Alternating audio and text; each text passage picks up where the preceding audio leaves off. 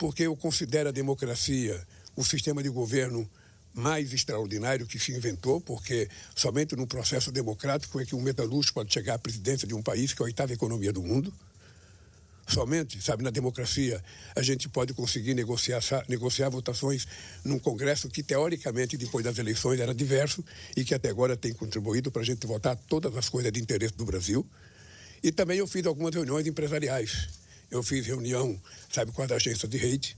Eu fiz reunião, jantei ontem à noite com um grupo de empresários, a convite do companheiro Josué, presidente da Fiesp. Fiz reuniões com outros empresários individualmente, porque são pessoas que querem fazer investimento no Brasil, são pessoas que estão trabalhando com o sentido de fazer investimento, são pessoas que estão acreditando de que as coisas agora estão dando certo.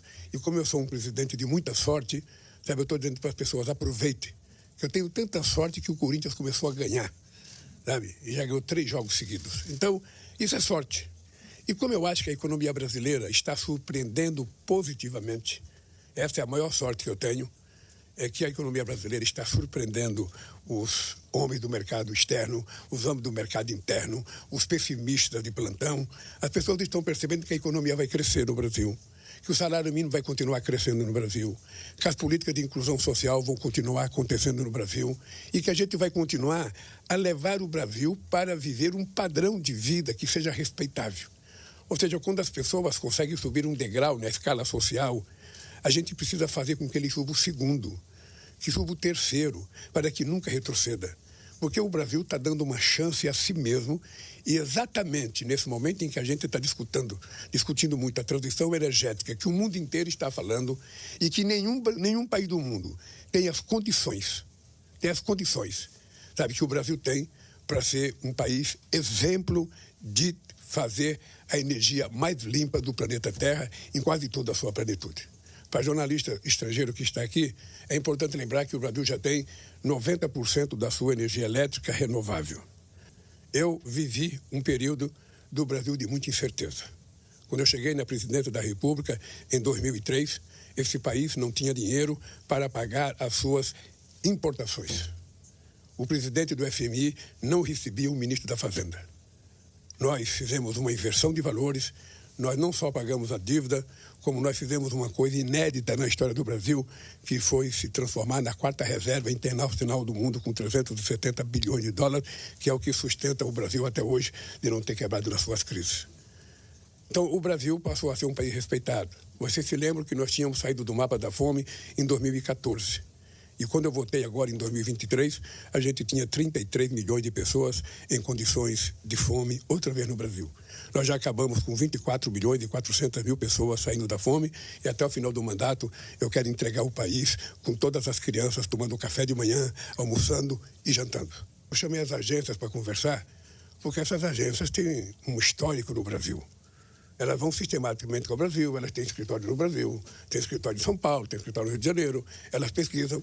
Eu chamei as agências de rede pelo seguinte, sabe, é importante que vocês saibam da boca do presidente da República o que está acontecendo naquele país. Não precisa ouvir só a Faria Lima, não precisa ouvir só os empresários. Ouça, sabe, os trabalhadores e ouça o presidente da República. E eles têm sido decentes, porque têm conversado com o ministro da Fazenda, com a Haddad, e têm conversado com as pessoas do Tesouro. Mas eu quis mostrar um pouco para ele o que está acontecendo no Brasil. O que está acontecendo no Brasil? O mercado dizia, em janeiro de 2003, que a gente ia crescer 0,8%. Nós crescemos 3%. Poderia ser 2,99999. Sabe? Pois bem, o mercado começou dizendo que a gente ia crescer 1,5%. Agora o mercado já eleva a possibilidade de crescimento para 3,5%. Então eu quero que as pessoas lembram o que aconteceu no Brasil, que muitas vezes eu acho que a imprensa também não lembra. Vamos lembrar algumas palavras mágicas que eu dizia durante a campanha. Eu dizia, para que um país dê certo, é preciso que a gente garanta algumas coisas importantes. Primeiro, a gente dizia, é preciso que a gente tenha estabilidade fiscal. É preciso que a gente tenha estabilidade econômica. É preciso que a gente tenha estabilidade política. É preciso que a gente tenha estabilidade jurídica. E é preciso que a gente tenha estabilidade social. E, por último, é preciso ter previsibilidade, que é o que nós fazemos. Nada acontece a partir da meia-noite. Tudo é a luz do sol.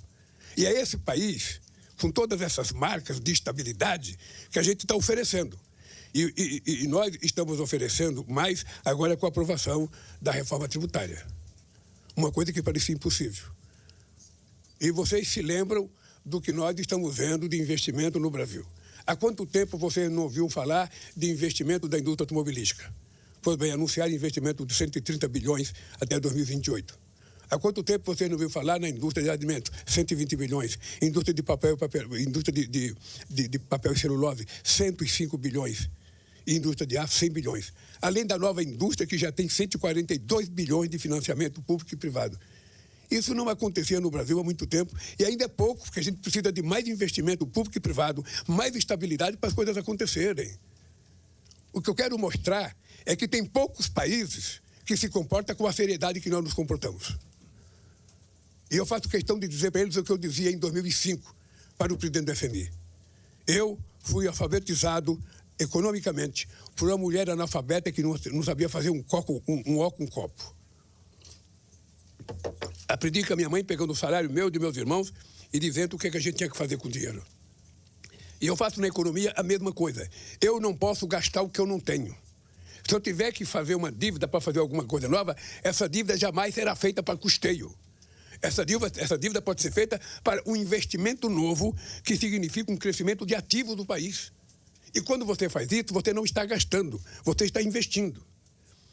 E é esse país que eu quero que o mundo conheça.